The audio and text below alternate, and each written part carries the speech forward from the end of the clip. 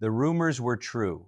For the last few days, we have been warning you about the escalating tension between the White House and the military and the impending economic collapse.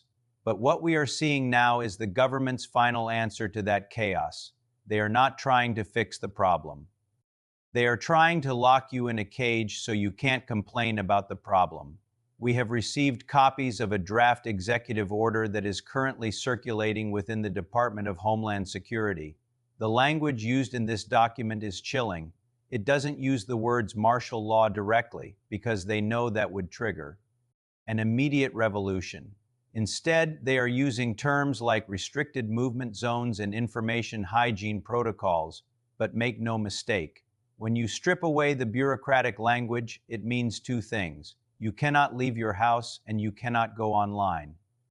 According to our sources, this order is scheduled to be implemented under the cover of darkness, likely over the weekend. Why the weekend? Because the stock markets are closed, the banks are already shut, and people are generally at home. It is the path of least resistance. The plan involves the mobilization of the National Guard, not just to protect government buildings as we saw earlier in the week, but to set up checkpoints on major interstate highways. We are already receiving viewer submissions of military vehicles parking on off-ramps outside of Chicago, Atlanta, and Philadelphia. They are not stopping cars yet, but they are there.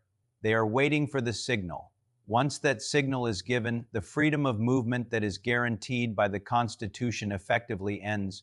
You will need a reasonable cause permit to travel between states.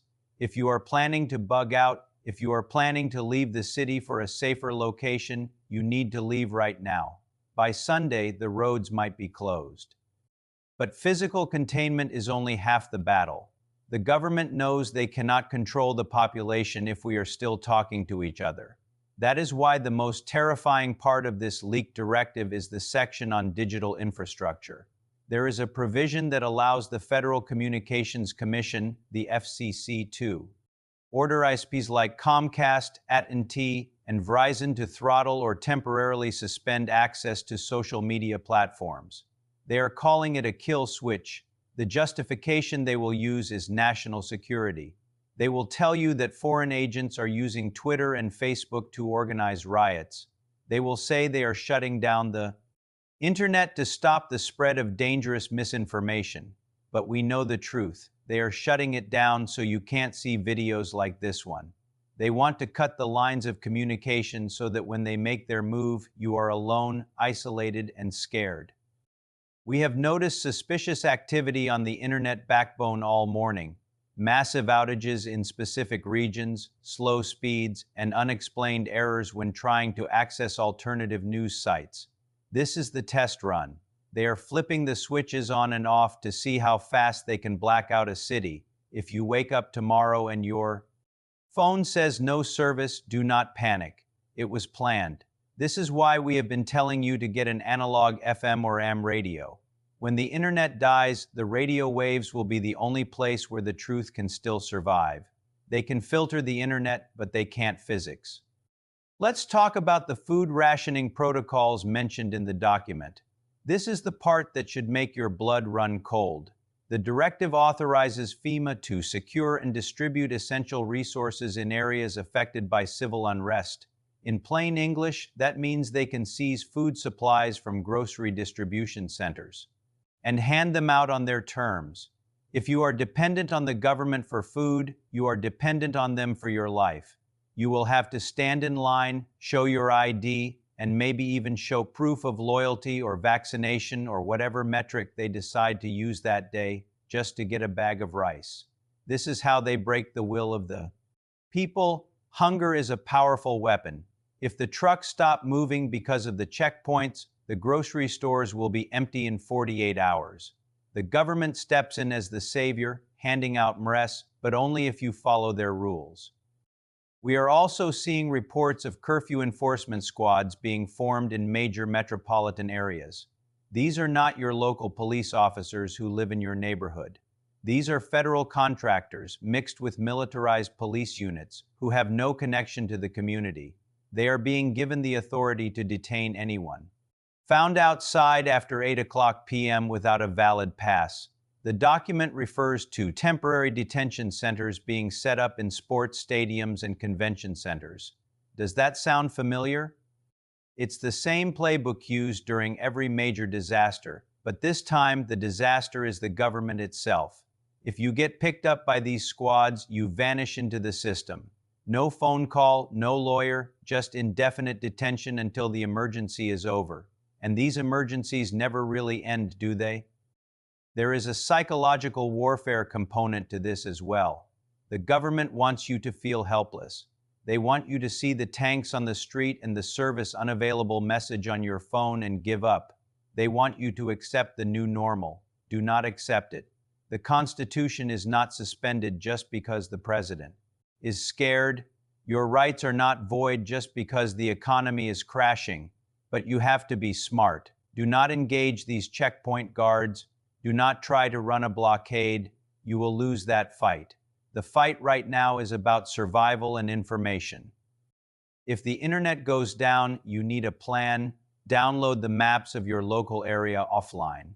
Print out important documents. Have a meeting point for your family that doesn't require a text message to coordinate. If you have neighbors you trust, form a neighborhood watch. When the lights go out, the criminals will come out and the police will be too busy enforcing the curfew to help you. You are your own first responder. The leak also mentions a tiered system for electricity.